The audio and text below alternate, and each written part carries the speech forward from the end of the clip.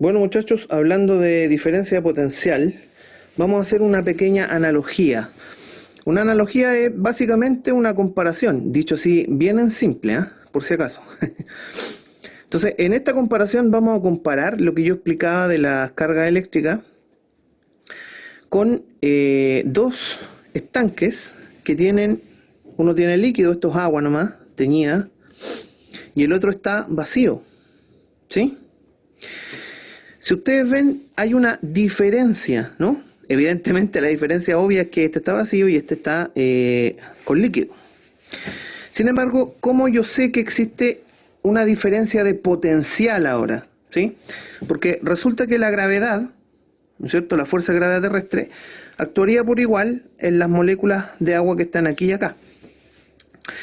Entonces, ¿qué pasaría si esta agua que está aquí estancada, yo la dejara libre, ¿no es cierto?, a través de la llave?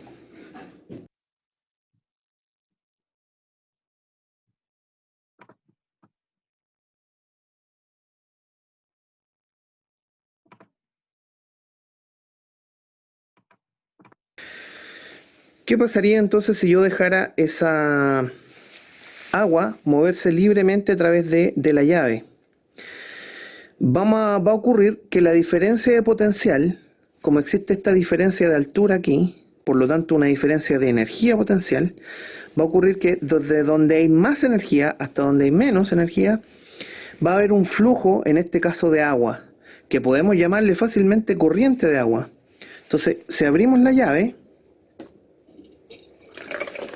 vemos que la otra botella comienza a llenarse, pero este proceso no es infinito, es decir, va a tener un fin.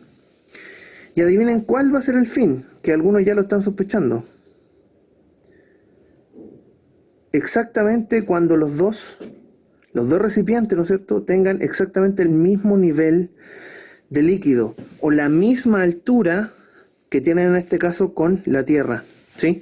En ese caso la diferencia de potencial termina, se acaba, no hay más diferencia ya, están igualadas las dos energías potenciales y por lo tanto deja de haber este flujo de agua o esta corriente de agua. Bueno, es exactamente muy parecido lo que pasa con las cargas eléctricas, ¿ya?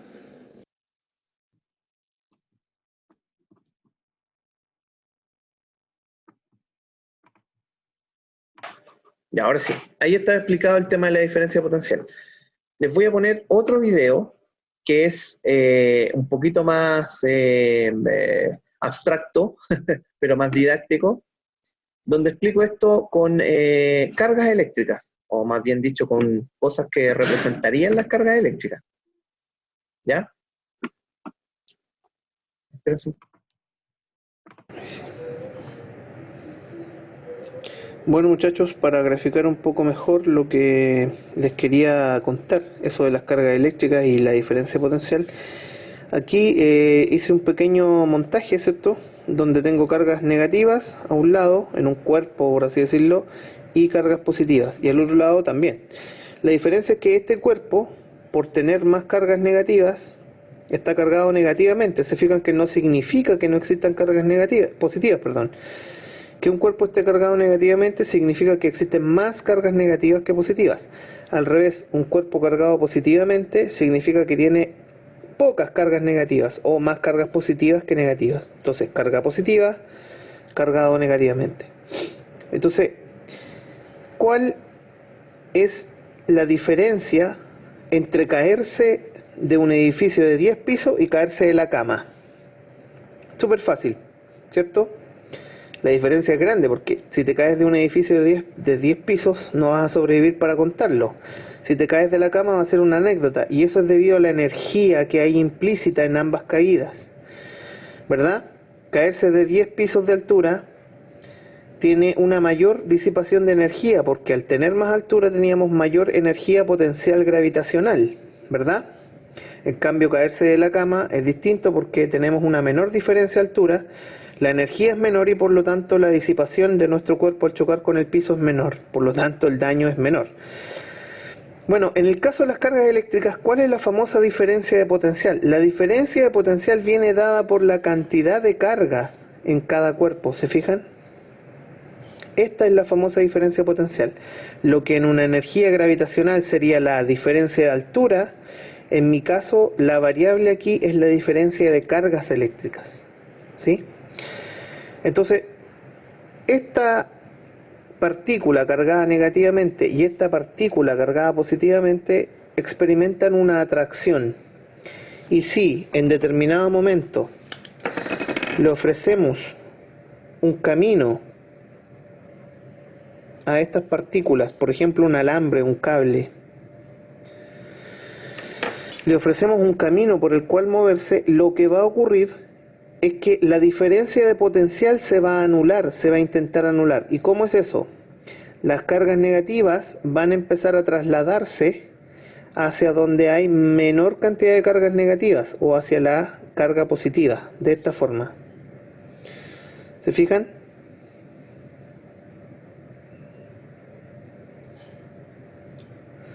¿Sí? Una más. De tal manera que las cosas se equilibren.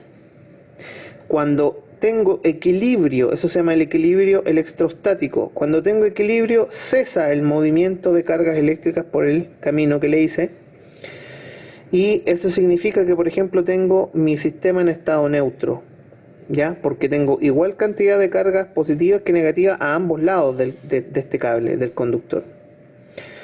Cuando tengo una diferencia de potencial, por ejemplo ahí, ¿cierto?, podríamos estar representando perfectamente los polos de una pila. En el polo negativo de la pila hay más cargas negativas y en el polo positivo de la pila hay más cargas positivas.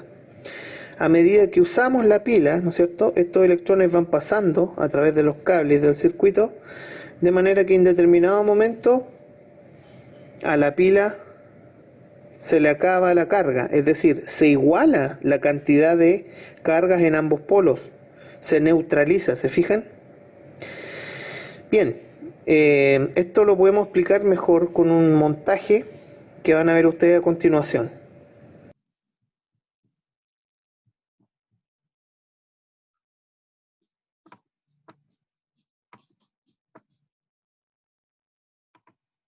El montaje de que le estaba hablando ya se los mostré, es el de las botellitas, ¿ya? Pero básicamente ese es el concepto de, espérense un poquitito, de diferencia de potencial, que se activa el YouTube a cada rato. Ahí. Voy a compartir la guía, está compartiendo la guía, perfecto, ya. Entonces, les decía, ese es el concepto más, yo creo, importante esta parte, el concepto de diferencia potencial. Bueno, los tres son importantes, diferencia potencial, corriente eléctrica, resistencia eléctrica.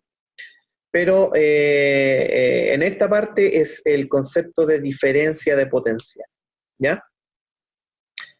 Si hablamos de corriente eléctrica, vendría a estar representada por el traspaso ese que yo les mostré ahí con los recortes de las cargas negativas a través del alambre. Eso sería la corriente eléctrica, el flujo o el movimiento de electrones a través del alambre, ¿ya? O de un conductor, en este caso.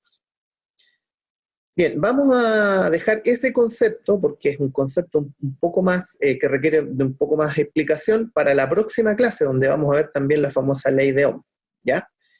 Y voy a terminar esta clase explicando el concepto de resistencia eléctrica, que es lo que se opone, o en la oposición, o la medida de oposición al paso de estas cargas eléctricas. Todos los materiales, todos, ofrecen algún grado de resistencia eléctrica, es decir, algún grado de oposición al paso de los electrones. Hay materiales que tienen una resistencia eléctrica muy alta, como por ejemplo el aire, chiquillos, es el mejor aislante, y materiales que tienen una resistencia eléctrica extremadamente baja, como por ejemplo el cobre. Bueno, al revés entonces, a un material que tiene baja resistencia eléctrica, nosotros le decimos que es un buen conductor de la electricidad. ¿Sí? ¿Se entiende la idea? Entonces, buen conductor, ¿cierto?, es algo que tiene baja resistencia eléctrica. Mal conductor o no conductor es algo que tiene su resistencia eléctrica muy alta. Entonces, ¿de qué depende esta resistencia eléctrica? ¿Ya? Se los voy a explicar aquí con una pequeña animación que que tengo preparada, o tenía preparada, a ver, ¿dónde está? Aquí está, espérense un poquitito, chiquito. Ahí está, perfecto. Ya, aquí en la pantalla, chicos, entonces estamos viendo un material, este que está aquí, ¿sí? Que ustedes ven ahí que está lleno de puntitos negros, ¿ya? Eso vendría a representar, ¿no es cierto?, el paso de los electrones, de las cargas eléctricas a través de él. Imaginemos que es un pedacito de alambre cobre, ¿ya? La dirección del flujo de corriente es hacia donde indica la flecha, hacia la derecha, y aquí tengo una fórmula, ¿ya? Esta es la fórmula de la resistencia eléctrica, que vendría a estar representada por esta letra R roja. Y depende de tres cosas.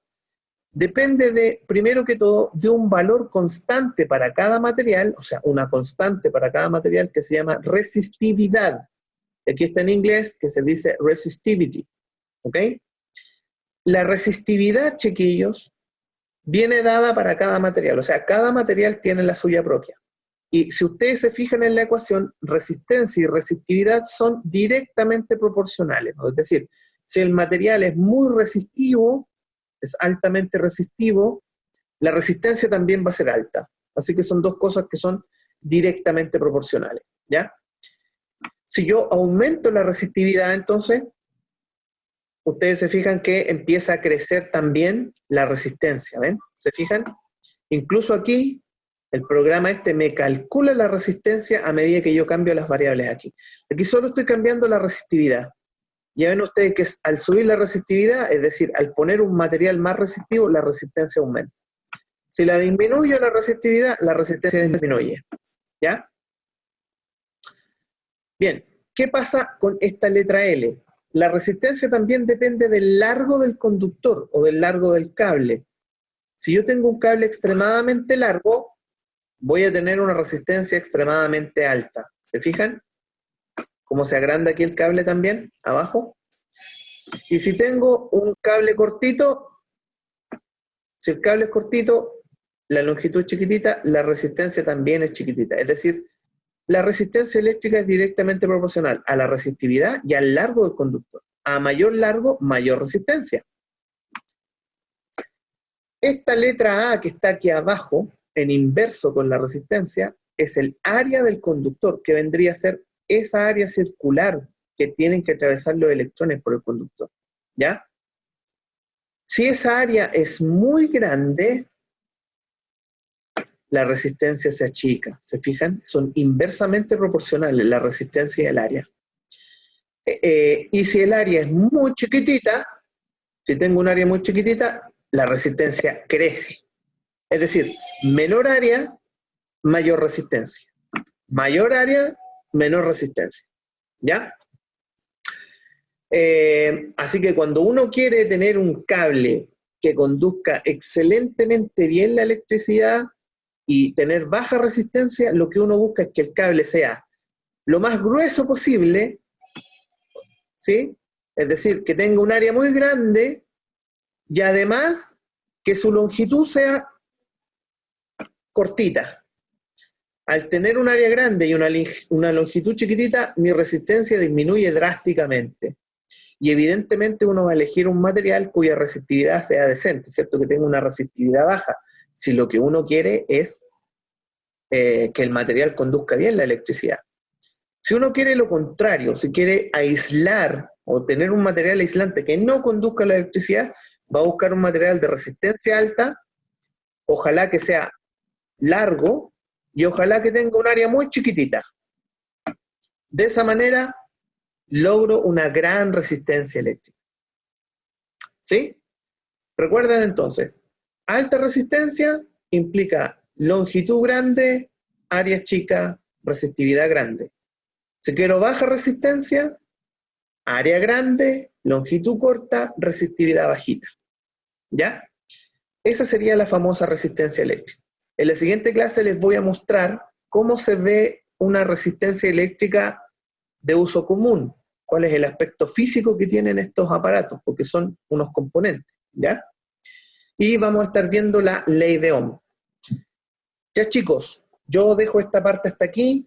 por favor lean la guía, vean los videos que les dejé, incluido este video de esta clase que va a estar en YouTube ahora mismo.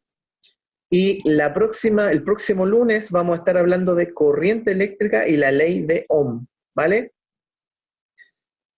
Nada, un placer, estoy atento a sus consultas, me pueden dejar consultas en los comentarios de YouTube, consultas en mi WhatsApp, lo tienen ustedes, consultas en mi mail, que también lo tienen, ¿ya? Así que un abrazo y que estén muy bien.